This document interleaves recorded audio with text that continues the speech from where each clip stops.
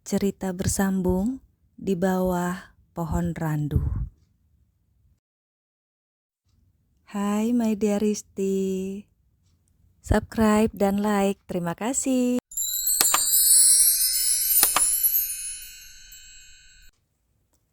Halo dear Risti, tetap sehat dan semangat ya. Sekarang kita sampai pada bagian ketiga dari cerita bersambungku di bawah pohon randu. Tiffany ingat, Dio pernah bertanya pada Tiffany, apakah Tiffany pernah jatuh cinta pada seorang pria? Saat itu Tiffany bercerita kalau ada seseorang yang sempat membuat hatinya berdebar, walau hanya sekali melihatnya dan tidak mengenal orang itu. Namun, hatinya seperti berjanji untuk setia. Hatinya seperti yakin suatu waktu akan bertemu dengan lelaki itu. Tiffany mengingat seraut wajah. Wajah yang secara tidak sengaja dia lihat saat jenazah Mang Ama akan diberangkatkan dari rumah menuju pemakaman di ujung kampung. Tiffany melihat seorang cowok memakai kemeja putih, bersarung, dan memakai peci.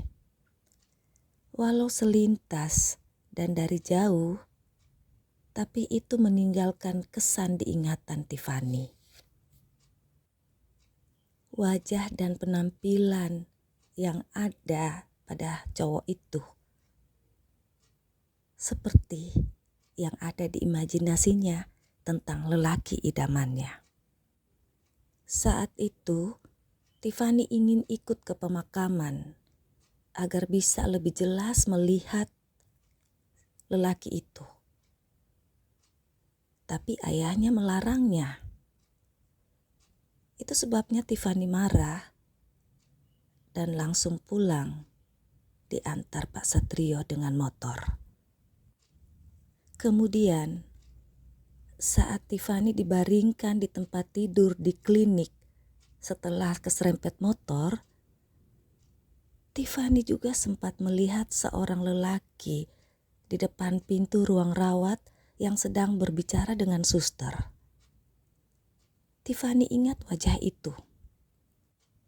Wajah yang dia lihat saat pemakaman Mang Ama. Tiffany ingin turun dari tempat tidur, tapi kakinya sangat sakit. Dia berharap lelaki itu adalah penolongnya, jadi dia masih bisa bertemu dengan orang itu.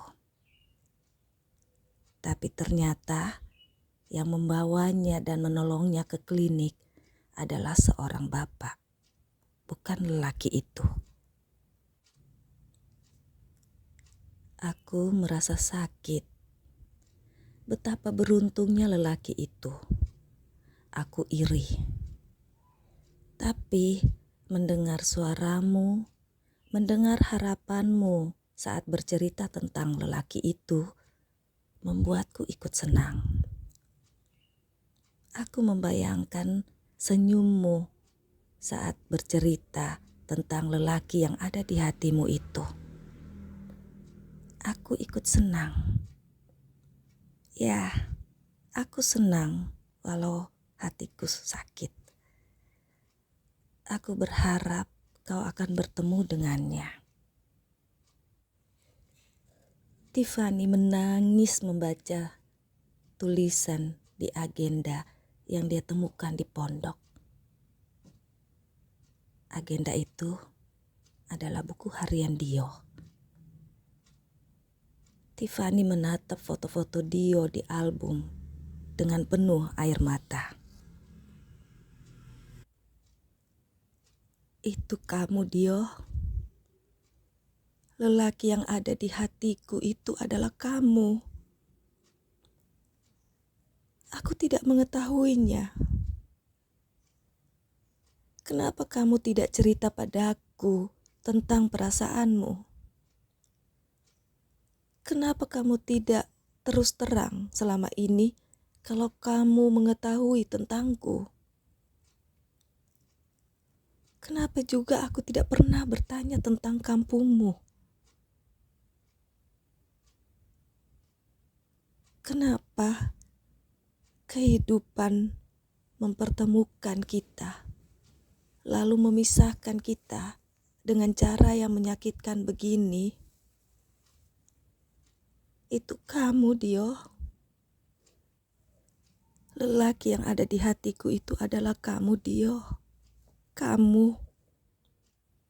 Maafkan aku tidak mengetahuinya. Maafkan aku tidak mengenalimu. Maafkan aku. Maafkan aku. Dengan penuh air mata, Tiffany terus membaca catatan-catatan Dio di buku harian itu. Akhir Juni, aku sangat senang.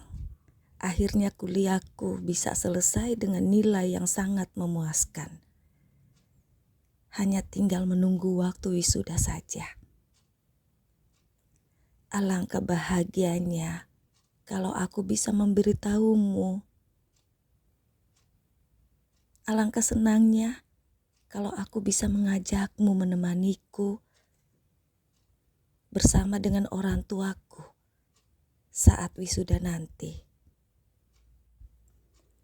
Aku begitu bersemangat ingin cepat bertemu denganmu. Tapi kemudian aku mendapat telepon dari temanku yang seorang dokter.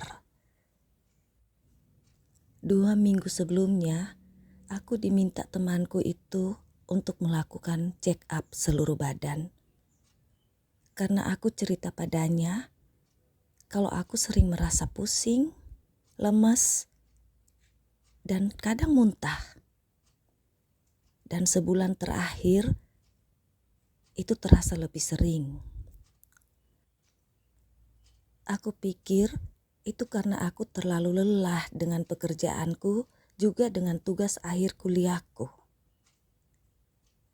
Tapi hasil akhir, aku didiagnosis kanker otak.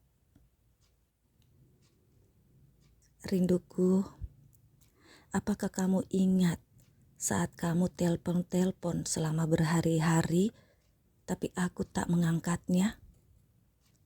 Aku hanya mengirim pesan singkat, aku sibuk. Apakah kamu ingat? Itu saat aku menerima vonis dokter tentang penyakitku.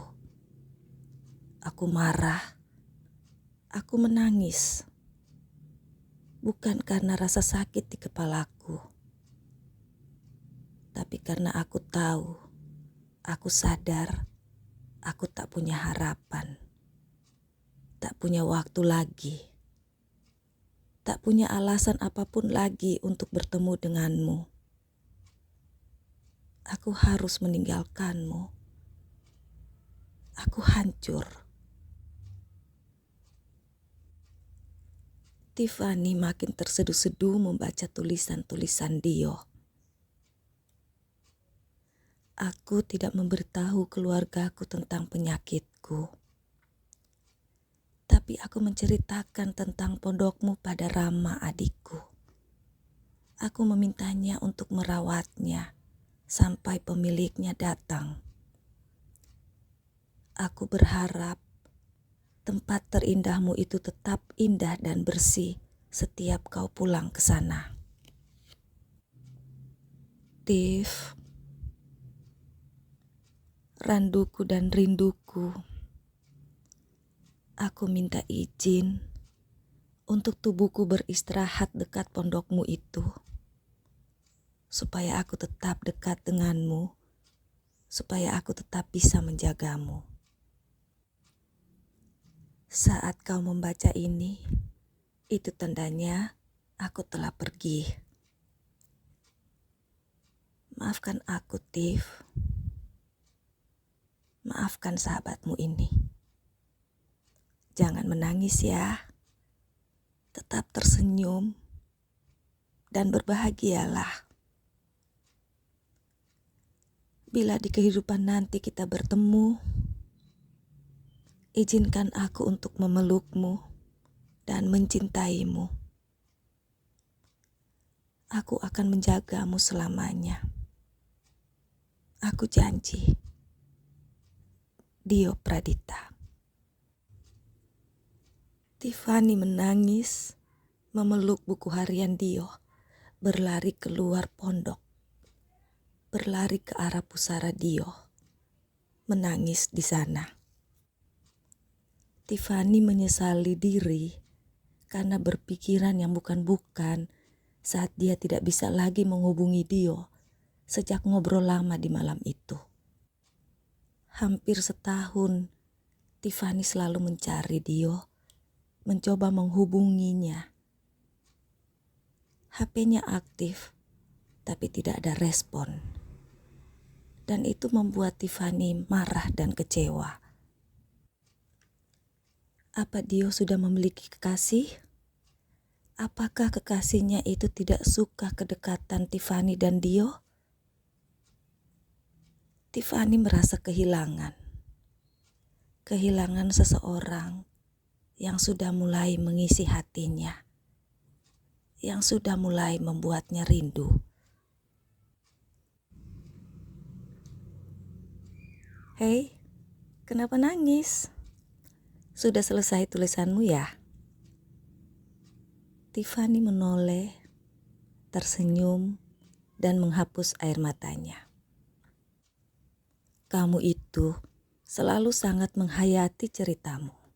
Kadang tertawa sendiri, kadang nangis seperti sekarang ini. Apa ceritanya sad ending ya? Kan kasihan kalau pembacamu, sekarang pendengar ya. Kasihan kalau mereka ikutan nangis.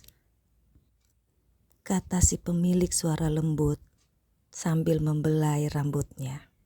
Biarin. Aku gak mau nangis sendirian. Kan saat aku tertawa bahagia, aku juga mengajak mereka.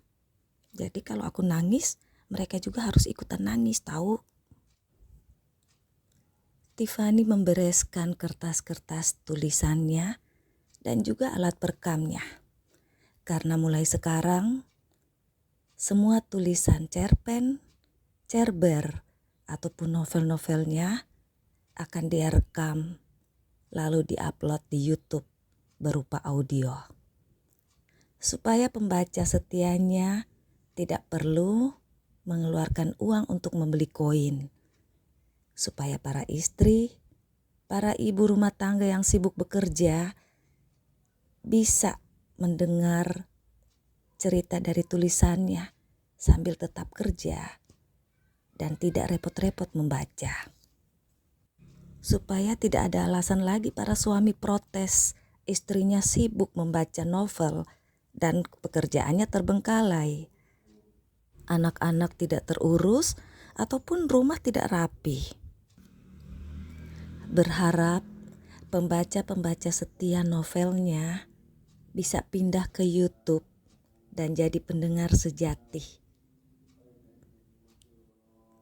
Tiffany tersenyum, memeluk si pemilik suara lembut, memeluk suaminya, si ganteng Dio Pradita. Ayo, siapa yang nangis?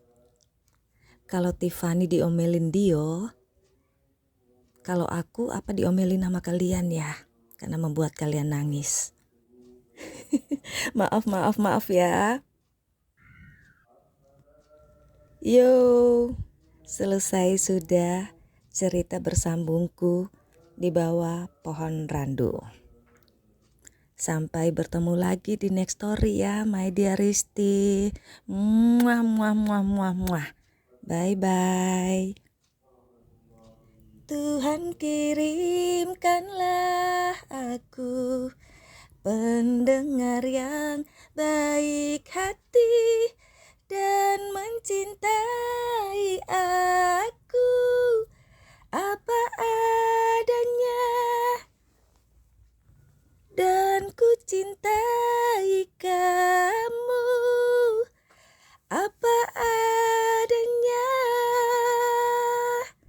Tuhan kirimkanlah